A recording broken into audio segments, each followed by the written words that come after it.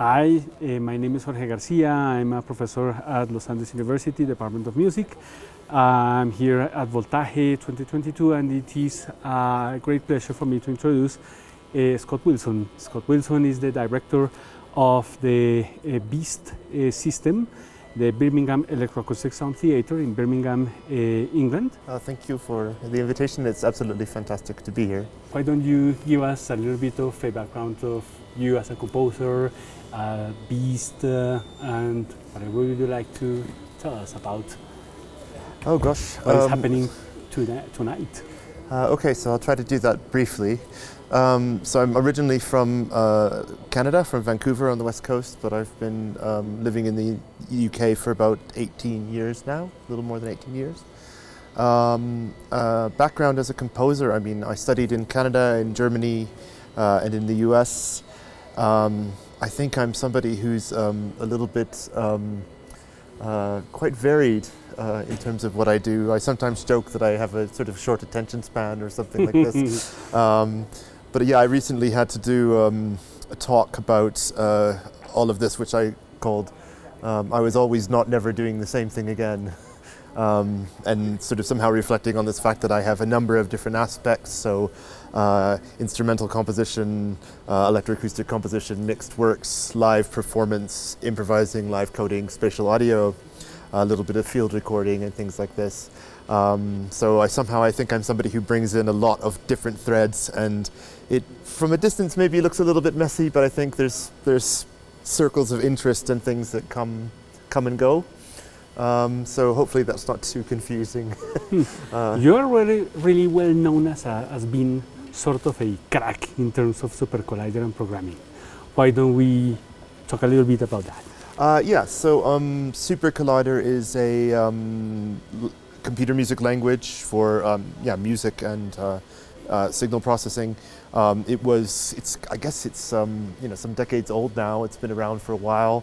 And it's was one of a kind of family of new kind of real-time languages for making computer music, and I've been involved in that for quite a long time as well, as a member of the community and a user, but also as a developer. And I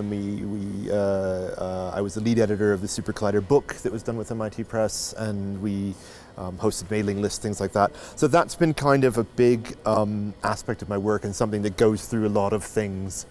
So you'll hear some Super Collider tonight, unsurprisingly. And I use that in all sorts of different ways to make fixed pieces, to make interactive things, to improvise. Super. So that is basically your instrument, actually. Instrument, and how would you define your approach to Super Collider? Yeah, that's a good question. I guess it's probably the tool that I use more than anything else. That's fair. It depends a little bit what I'm doing with it. So one of the things that I've become quite involved in is something called live coding. And live coding is basically making music with algorithms or like little programs or little routines that generate music. It's done in such a way that you can rewrite them or replace them, really, is what you're doing. Modify them while they're running. So this is differs from a lot of other kind of live electronic music improvisation, because you can essentially, well, I mean, it's hard to talk about this without talking about it in terms of metaphors, but one way to think about it is that what a lot of people would do is set up there's kind of instruments and then they would play them, and maybe you can build your own instruments, but you would define them and then you play them. With live coding, you can kind of change your instrument while it's playing.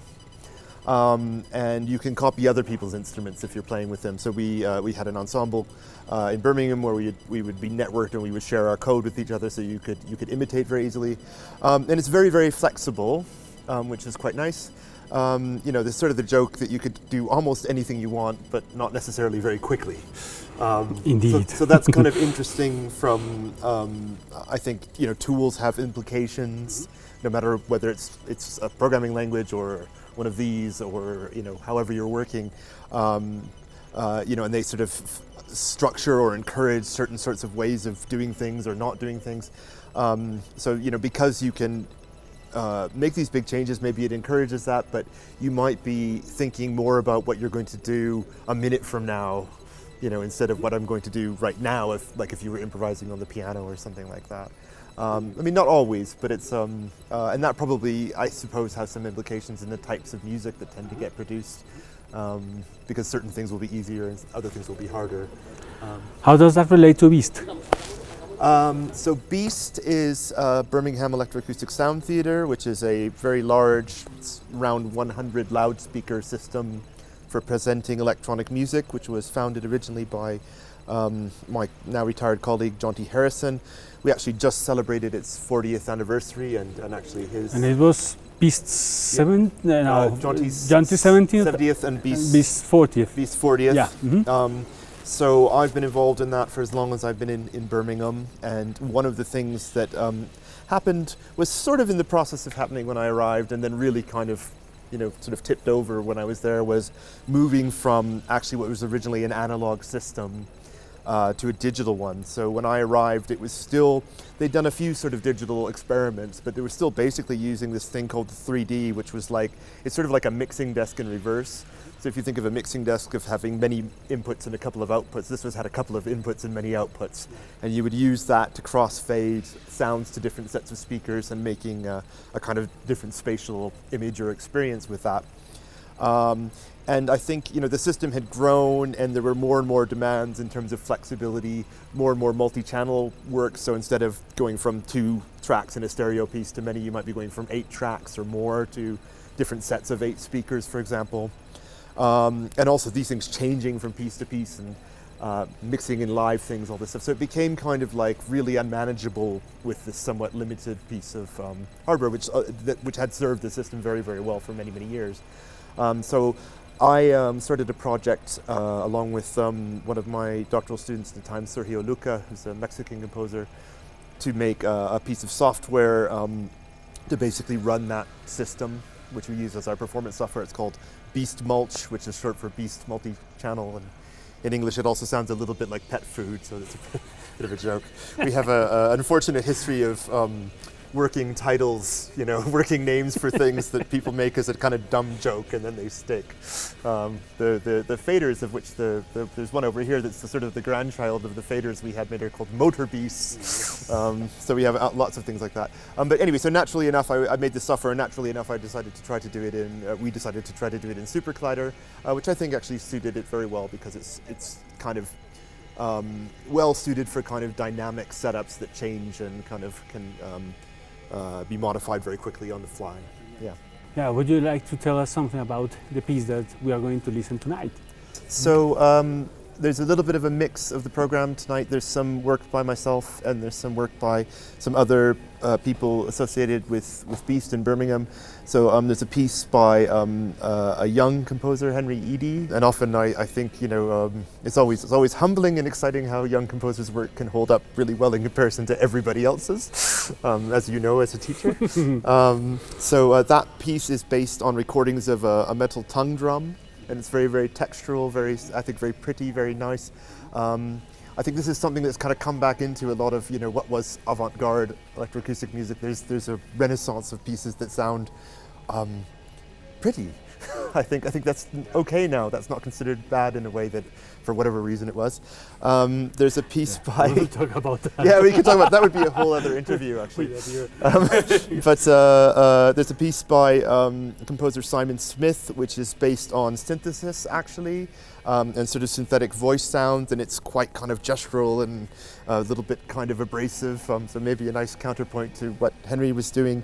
And then the two things that are for me, one is a improvisation with live coding, as I mentioned before, based on field recordings, which I made in Mexico a few years ago.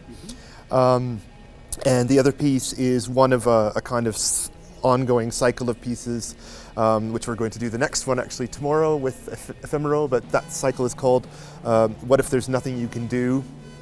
And so the piece, the one that I'm going to play tonight is just electronic music, just me. And it's all of the pieces in that cycle are based on one single accordion sample. It's just an E flat on an accordion, and it's a little bit of an exercise in seeing like just how far can you push one thing. So I've done a few of these now, you know, again, sometimes by myself, but sometimes with other people. So I'm also really excited tomorrow to have you and Santiago perform with that as well. Thank you. We are very excited as well. So this is your second time in Colombia, isn't it? Yes, my second time. So what do you reckon about the music that you have been involved around here, and what do you think about composers and the artists that you have been able to meet, and what do you see? Yeah, I mean, it's something I wish well, I'm not an expert on. You're more of an expert. I'm not. But something so I can't pretend I know a lot about. But I mean, it's interesting to me to come here and see, like, you know, on the one hand, I think in the kind of contemporary music composition, there seems to be a lot of tradition and a lot of connection with Europe, and a kind of, you know, really rich history of practice with that. But at the same time, there's also a lot of new things, and something like Blast, you know, which we can see around us in the room.